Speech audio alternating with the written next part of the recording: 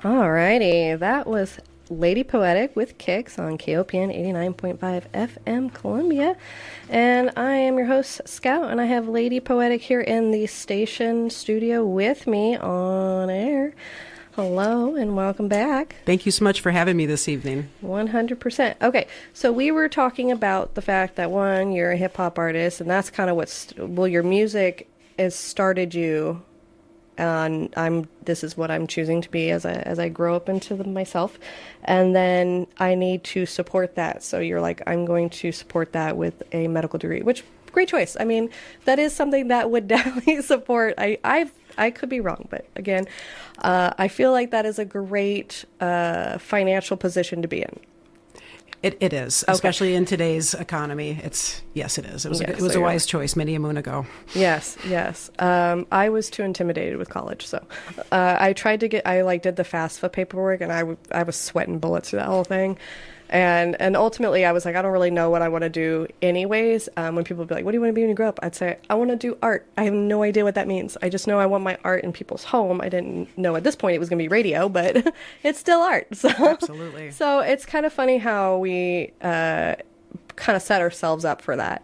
Now, in the process of you going, I'm going to go to medical school and torture myself, you realize you did torture yourself and you ended up writing a book. So how did that come about? So the intention with the book was not to have that book at the end of it. It was more venting, having a blog on my computer, just something for me a digital diary, so to speak, after I stopped working at my first job as an attending physician, which I left after about 22 months, secondary to compassion fatigue or physician burnout. Yeah. So at that time, I started writing and just kind of venting in a Word document. Then I went back to work. It sat there kind of dormant for a while. And then I burned out from that job. I'm like, okay, it's not me. And I have a start of a book, actually. So I picked that back up and started writing a bit more with it. And I thought, maybe this could just be like a 50-page manuscript just about my experience and something short and sweet. Yeah. And that'll be the end of it. And so I let my husband start to read what I had so far. I'm like, well, wait a minute, man. I've got some ideas here. I could talk about a little bit more. I could actually take this back and go through medical school and residency and everything that led up to this point and make it into a novel, make it into a book, and in part to stick it to the man. So yes. That's what I decided to do, was to tell the whole story, or as much of the story as I could that surrounded this, and then publish it and put it out there. Yeah, and so the book is called From Basic Sciences to Burnout, The Adventures from Medical Student to Attending Physician by Kari Malwitz, MD. So we have a musician here, a singer, Olisa, that comes on it always cracks me up when I'm like how connected everybody ends up being, and I'll say one person's name and they just, oh yeah, I know them too. Mm-hmm. We talk, whenever I bring her on, I'm always like, you're still only 15 and you're in school and like you're trying to balance school and and you're like, you're booking stuff and you're doing all of it start to finish. And like she's not even going through medical school. So composed. She's amazing artist in the area. I can't imagine her. I can imagine her when she's an adult and she's just so put together. But you were like, I'm gonna do that, except I'm gonna throw medical training on top of that. So I kind of pulled some statistics on these kind of things because I like to give some facts.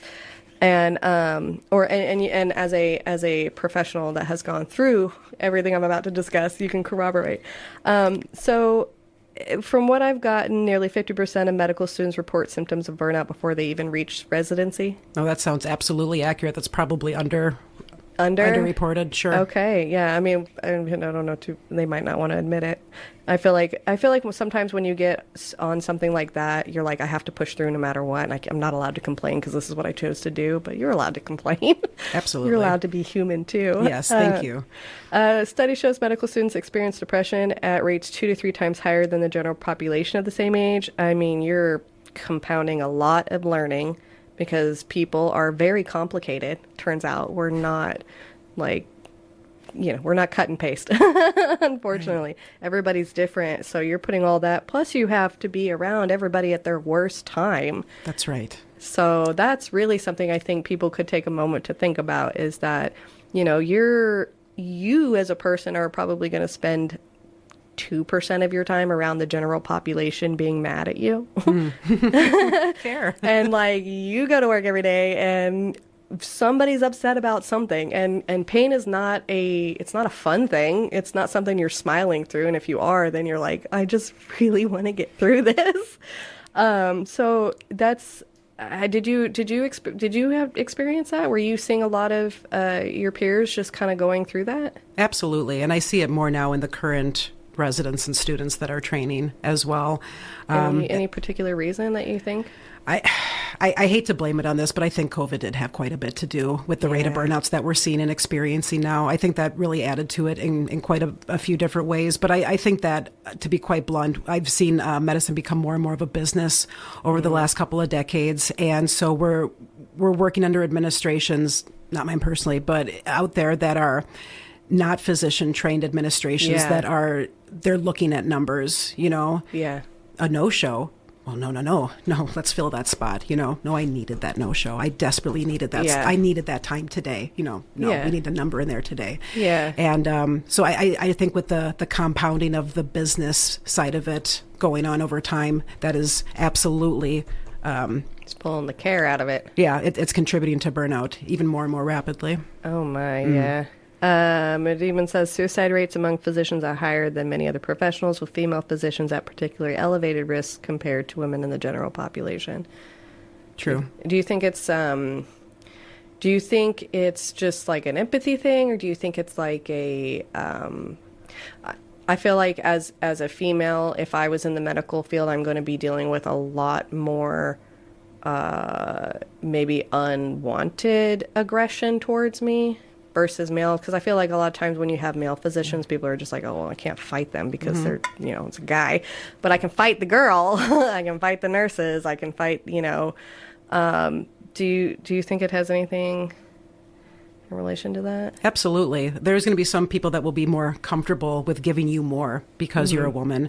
As far as being a physician or a clinician goes, that they might not say the same thing or give as much to a male physician. Maybe it's a maternal thing, maybe it's the female thing, the empathy thing. But yeah, you get a lot more in some cases, and it's exhausting. It's a lot more to filter through and to experience. Shoot, I worked in child support for about a decade. And so we'd always go. It's like not a fun place to be because you're talking with people and you're talking about their kids, their money, and their exes all in one phone call. Having to deal with them, all in one go, and it's all hot button issues. So, and then you get pulled into what's going on with why this isn't happening and why that's happening, and we're not. This isn't a medical emergency, but we're still limited on how long we can actually interact with you because we've got so many other more people that still have their questions and needs, Right. So gosh dang. Your basic science years often involve 8 to 12-hour study days, high-stakes testing, limited patient interaction, and competitive grading environments. That's all true and then some. What does that mean exactly? So the first thoughts that come to mind as you're reading that was all the time that you take to study outside of the actual day, where you're training at the clinic, training at a hospital, training in a classroom. You need to go home for minimum 6 hours in the evenings and learn and crunch and relearn all that information. I mean, this is a full-time job around the clock. Yeah. And for the board exams, like, for example, the United States Medical Licensing Exam, the USMLE, when you're preparing to take that, particularly if you're coming to take that and you're an international medical graduate or coming from an offshore school, you have the fear of God placed into you to pass it on the first try, to pass it with a really good score so you can get into a United States residency program. And so we were instructed to train. You need to train 6 months to take this exam. This needs to be a full-time job for you. You need to research and learn what you need to eat that day, how you want to take these tests and what kind of blocks, if you want to sit there for the entire 8-hour exam, if you want to take it an hour, 5-minute break, hour, 5-minute break. Details, micro detailing the process of taking these big examinations. Everything you're doing every single day. And this is really great for people who are very organized and can time manage very well. Playing Tetris with time, if you're very good at that, yes. Okay, so it says many students enter medicine with a strong service identity only to encounter systems that prioritize endurance over well-being. Yeah. Tough. I feel like, so I had a friend who asked me, because I said, okay, I've got I've got Lady Poetic, and she's a practicing professional, and she was like, okay. I was like, you got questions? She's like, I might have some questions. So one of the questions, and this might not necessarily be directed towards any specific organization as far as health provider or anything like that, but do you notice a difference in the level of care for BIPOC versus non, as far as like the level? So one thing that comes up a lot in BIPOC communities is that their symptoms, their issues are just like not taken seriously. Is that something that you have witnessed or have seen or have any thoughts on, where you've kind of seen a noticeable difference in care, and maybe not necessarily intentionally, but as far as like whether or not you believe this person's actually sick or needing these services? Yes. And just for the listeners, can you tell us what BIPOC is so the listeners know? I forget what BI stands for. Person of color. Yes. Thank you. So not only for this population, but also for the psychiatric population. Mm-hmm. You come into the emergency room and you're a person of color, or you have a history of schizophrenia, your symptoms are going to be looked at differently. Right. They are. Yeah.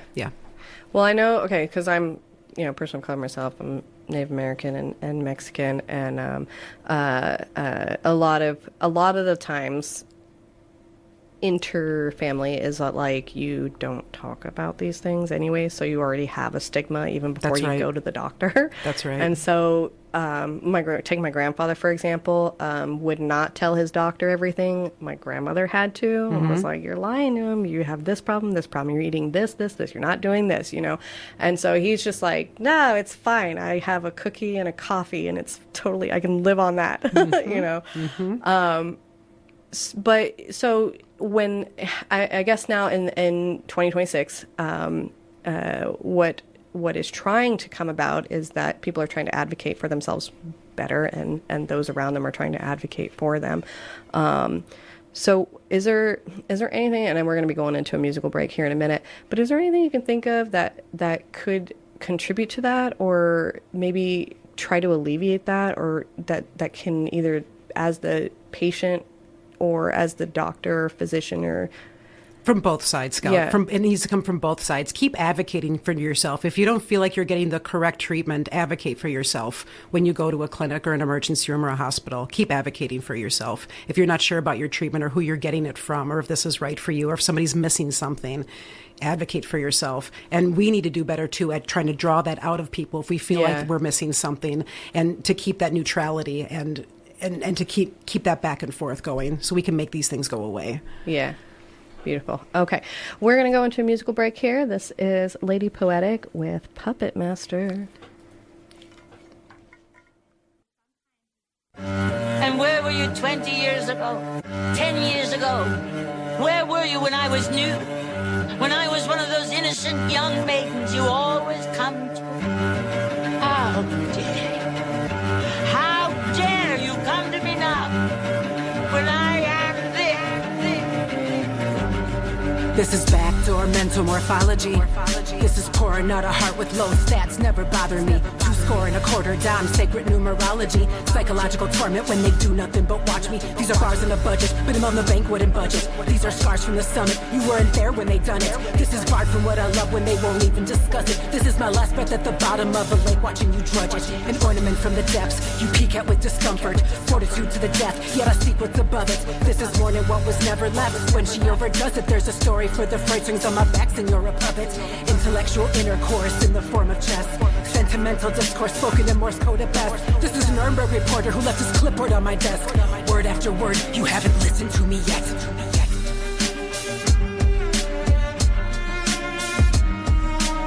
He said nobody wanna see you do well. You should see the view from here though, it's swell. It took everything within me just to make it this far. You think they wanna see me shine and sparkle like a star, but it'd be lonely out on that limb. Be not my light that I dim. And you really see her? Do you really know what she is? This is calculated madness in its purest form. This is calibrated sadness silently adorned. This is tactical enchantment within the eye of a storm. This is articulated franticness before the oath was sworn. Is this a unicorn or just an old mare worn? Doth my ears deceive me, golden era reborn? This is staying apathetic from a coastal shore.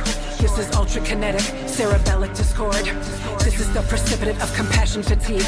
You thought it'd been a minute, I thought I'd never leave. This is redacted wisdom, the last of a die and breathe. These are practical prisms from the fractured bits of my dreams.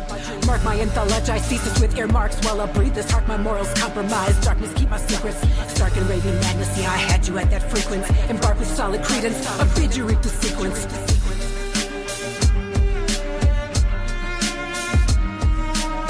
He said nobody wanna see you do well. You should see the view from here though, it's swell. It took everything within me just to make it this far. You think they wanna see me shine and sparkle like a star, but to be lonely out on that limb, be not my light that I dim.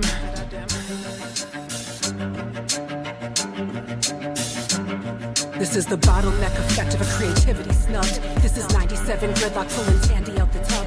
An obnoxious obsession with hearing the speaker stump. A toxic collection of endearing one-on-ones. A blossoming impressionist with the guy at the brush. Promising the pessimist, the optimists will hush. Fondling a pheromonal coating like a crush. Acknowledging the silver stones will carry me then blush. Rushing out of Moscow like a stranger in the night. Busting, wiping my brow, a most dangerous plight. Frustrating how I couldn't cater to you right. It must all be coming up now cause I'm feeling kinda light. These are tunnels in my cerebellum, carved by Harriet Tubman. Funneling of felonies, harvested by judgment. These are melodies of Arkham sung and dropped in a bucket. This is a story for the freight strings on my back, so you're a puppet.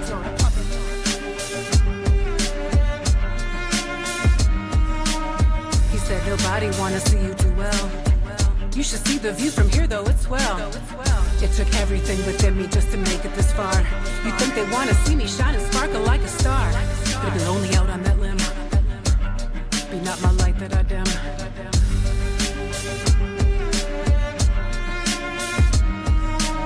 He said nobody wanna see you do well.